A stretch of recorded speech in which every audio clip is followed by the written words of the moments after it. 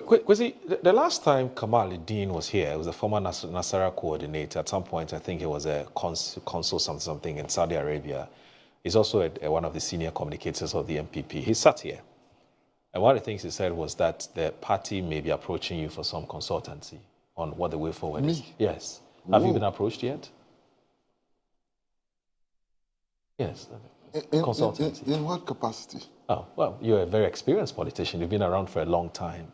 You've seen this before. There's so many people in the New Patriotic Party who are better experienced than I have. So many of them. So many heavyweights in the New Patriotic Party. So many people who understand Ghana, who knows the contours of the party far better than I do. And I'm in no position to pretend to qualify as a consultant to the New Patriotic Party. I'm a citizen of this country. And because I'm a citizen of this country, I have an interest in what happens in all public institutions, including the political parties. Right. Because if ever, the New Patriotic Party should win power again, it will be administering the resources of Ghana.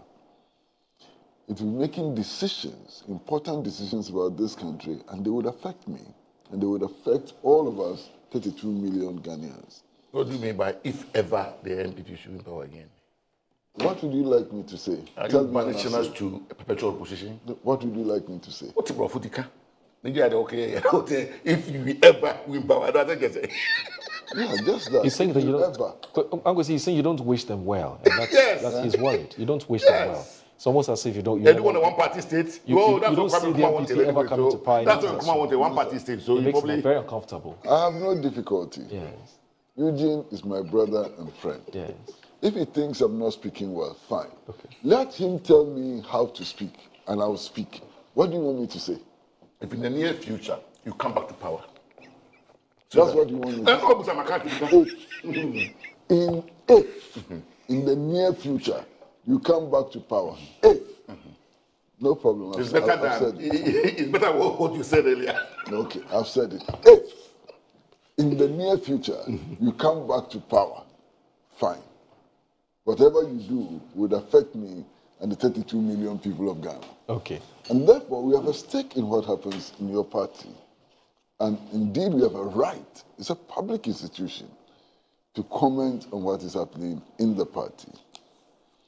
Now, with regards to this Professor Okwe report and so on, it's a very simple matter. It's not complicated at all. Who has a good report about himself? Which institution has a very good report about itself? And he says, I'm going to hide that report. Have you ever heard it before? No. That a party, a football club, a men's club, a social club, whatever, professional organization, has a very good report about itself. And he says, no, nobody should read this report. I'm going to hide it. So, the fact that they are struggling to hide the contents of the report is an indication that what is in the report is horrible. If what is in the report is good, they'll be displaying it on billboards and so on. Clearly what is in the report is not palatable. You understand? So that's clear. There is something else which is very significant for me. I mean, the authors of the report claim that they collated the views of members of the party. That the views of members of the party is what forms the basis of the report. So you interview members of the party, you seek their views, and then you turn around and say, we are hiding your views from you. Eugene, you people, you must be doing something very extraordinary.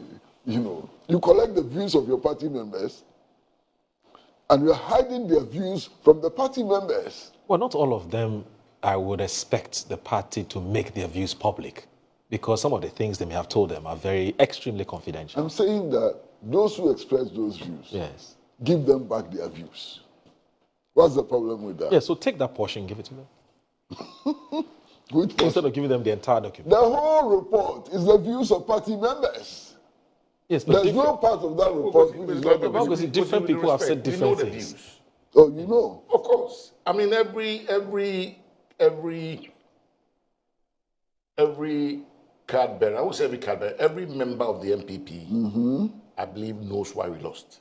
Okay. Well, but that's not the same But as... So let me tell you, I think the difference with the report is that Yes. they have to be documented for future use. Okay. Okay. You that's understand? fine. Even though I disagree with you when No, you say... you cannot disagree because I'm a member of the party. And you cannot sit here and tell me Have you that seen the I- document? No. Let me So tell you something. don't even know what is in the document. Kwesi, You don't know whether I it don't is have to the know what accurate. is in there. Because when they were going rounds, when they're doing the rounds, of course I'm a party person. Yes. The people who go and speak to them and come and talk to me, Yes. I also appear before them. Yes. So I know, we know. But it's not, that doesn't really matter. What matters with that report are the recommendations being proposed by the committee. The recommendations which are derived Of course. from what the because party members said. Kwesi has taken the constituency picker. Yes. The MP has taken the constituency billboard, all that. We are not interested in that. We are interested in going forward. What are the prescribed solutions going forward? Okay, you said Okay, you said this time and but- again, but- so but- I think you should allow him to, yes, But here's the to point. land, yes. I mean, if the party members do not see the report, how can we then be sure that the report is an accurate representation of their views? That it's possible to listen to party members and write a report which does not reflect the views of party members. It's possible. The only way to test that is to make party members read the report and say, oh, well, this is exactly what we told the committee. This is a reflection of our views. For as long as that report is a secret document, we may be dealing with a document which does not reflect the true feeling of party members. And I think it's important that we know that. Okay. Now, there's some talk about reforming the party. Now, who is going to reform the party? The people who have the report? Party reformation is a duty of every member of the party. But it must be led by somebody. No problem. The party has leaders. The leaders have a responsibility to lead. Yes. But in terms of reforming the party, for example, who goes to Congress, who votes in an election in the party and so on, is a matter which must be decided by all party members, not just leaders. You understand? And the NPP has claimed over the years that it's a party which respects, democratic practice, is committed to democratic practice and so on. That must find expression in how it treats its own report. You understand? Now, the impression is also given that as for these NPP people, you cannot trust them. The party itself saying that you cannot trust them. If you make the mistake of circulating this report widely to constituency chairman, to regional chairman, and so on, the report will leak to the opponents. Wow. So you have a party who doesn't trust even its elected officers. That's a problem. Okay.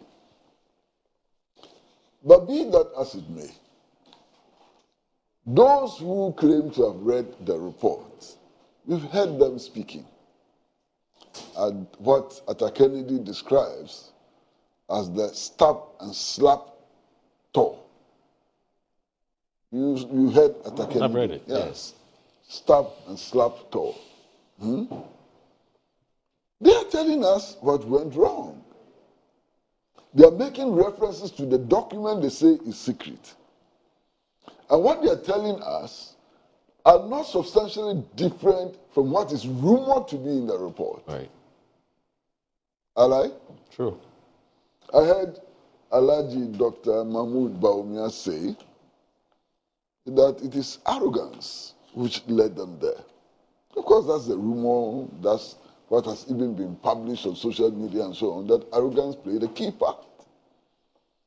That the economic policy they implemented was anti-people. They are telling us that it was crazy to have implemented the e-levy. You've heard them say that. Yeah. All of them are saying that. You know, so what is the value of keeping this report secret when the contents are out there for everybody? You understand? Now, there's a lot of talk about reforming the New Patriotic Party, restructuring it, and so on. But you see, there are some things that when they happen, if they happen within the New Patriotic Party, the New Patriotic Party will cease to be that party. Which is? If, for example, the New Patriotic Party declares a commitment to scientific socialism, it will no longer be the New Patriotic Party. Yeah, but that's why there's an institute coming up. It's an ideological institute. Yeah, but what I'm saying is that there are some things which would never happen in the New Patriotic Party. Yes. Okay? Yes. If the New Patriotic Party today tells us that it is no longer committed to neoliberalism, it will no longer be the New Patriotic Party. You understand? So there are some core principles and core values which would always be the New Patriotic Party. I hope you understand that. Absolutely. What can change? Things to do with how officers are elected and removed from office and so on. Those can change. You understand? For example, just before the last election, there was a very heated debate about whether or not persons within the New Patriotic Party who declare allegiance to other parties or decide to go independent should be removed from parliament. You remember that debate? Yeah. That's something that they have to deal with now. Given the impact it made in the last elections, they have to deal with that.